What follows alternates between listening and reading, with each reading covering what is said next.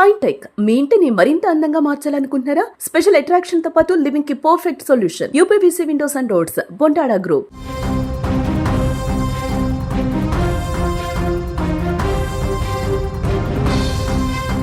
కరీంనగర్ జిల్లాలో జరిగిన ఈ దారుణం వింటే మనిషిలోని మృగత్వం ఎంత భయంకరంగా ఉంటుందో మీకు అర్థమవుతుంది. కన్న తండ్రి కంచె దాటాడు, కట్టుకున్న భార్య కాలయమురాలైంది. కారణం ఏంటి? అక్రమ సంబంధం. కామంతో కళ్ళు మూసుకుపోయిన మామ కోడళ్ళు తమ అడ్డు తొలగించుకోవటానికి అక్షరాల 3 లక్షల రూపాయల సుపారీ ఇచ్చి ప్రాణం తీసేశారు. ఒక నిండు ప్రాణాన్ని బలి తీసుకున్నారు. మంత్రగాళ్లతో మందు పెట్టించి చంపాలనుకోవటం దగ్గర నుంచి ఏమీ తెలియనట్టు పోలీసులకు ఫిర్యాదు చేసి డ్రామాలు ఆడటం వరకు వీళ్ళు వేసినటువంటి ఒక్కో అడుగు ఎంత కిరాతకం అంటే నిజంగా ఈ వార్త చూసి కోపం వచ్చేస్తుంది. అంత దుర్మార్గంగా ప్రవర్తించారు వీళ్ళు. ఈ పాపపు బంధానికి కొడుకు బలయ్యాడండి. ఆ కొడుకు ఏ విధంగా బలయ్యాడో తెలిస్తే నిజంగా కన్నీళ్లాగు. కరీంనగర్ జిల్లాకు చెందిన అంజయ్య భార్యా పిల్లల కోసం విదేశాలకు వెళ్ళి కష్టపడి పనిచేశాడు. 2019లో తిరిగి స్వగ్రామానికి వచ్చిన అంజయ్యకు తన ఇంట్లోనే ఒక భయంకరమైనటువంటి నిజం ఎదురైంది. తన కన్న తండ్రి లచ్చయ్యకు తన భార్యకు మధ్య అక్రమ సంబంధం ఉందని గమనించి ఒక్కసారిగా కూలబడిపోయాడు. కన్న తండ్రిని, కట్టుకున్న భార్యని పద్ధతి మార్చుకోవాలని మందలించాడండి. అసలు ఏ కొడుకైనా ఇలాంటి పరిస్థితి వస్తుందా? బంధువుల వద్ద మొరపెట్టుకున్నాడు. వీళ్ళు ఇట్లా తయారైపోయారు, వీళ్ళు ఇంత బరి తెగించారు, ఎంత చెప్పినా వినట్లేదని చెప్పి బంధువుల దగ్గర నెత్తి నోరు బాదుకుని ఎంతగా బాధపడ్డాడంటే మాటల్లో చెప్పలేం. కానీ కామంతో కళ్ళు ముచ్చుకుపోయినటువంటి ఆ మామ కోడళ్లకు అంజయ్య ఒక శత్రువులా కనిపిస్తూ ఉన్నాడు.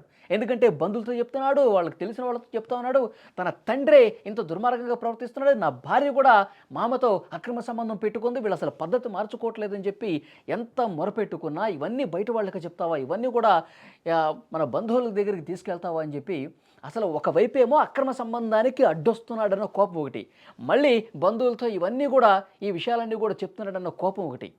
వెరసి కన్న కొడుకునే ఈ ప్రపంచంలో లేకుండా చేయాలని ఆలోచన చేశారండి. తమ అక్రమ సంబంధానికి అడ్డొస్తున్నాడని అంజయ్యను వదిలించుకోవాలని లచ్చయ్య తన కోడలతో కలిసి ప్లాన్ చేశాడు.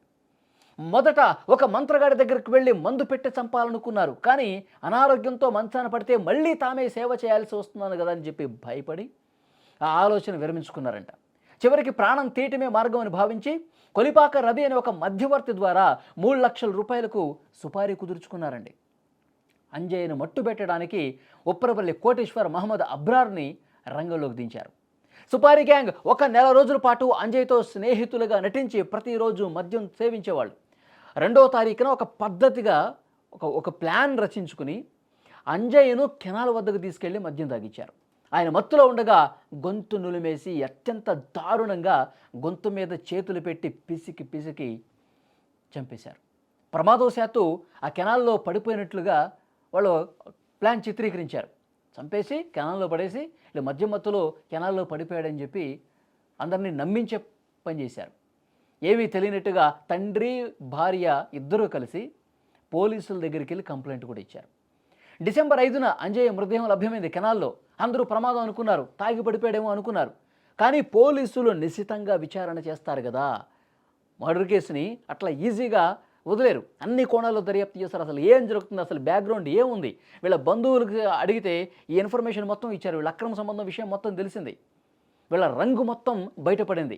అంటే కామంతో కళ్ళు మూసుకుపోయి ఏం చేస్తున్నామో విచక్షణ మరిచి కోడలతో అక్రమ సంబంధం పెట్టుకొని తన భర్త ఇక్కడ లేడు కదా అన్న ఉద్దేశంతో మామతో అక్రమ సంబంధం నడిపినటువంటి భార్య ఒకవైపు ఇంత దుర్మార్గమైనటువంటి ఆలోచన చేశారా? కొడుకుని కూడా తమ అక్రమ సంబంధానికి అడ్డొస్తున్నాడని చంపాలని చూస్తారా? ఈ విషయాలన్నీ తెలిసి అక్కడ స్థానికులైతే నిజంగా వాళ్ళు రక్తం మరిగిపోతుంది.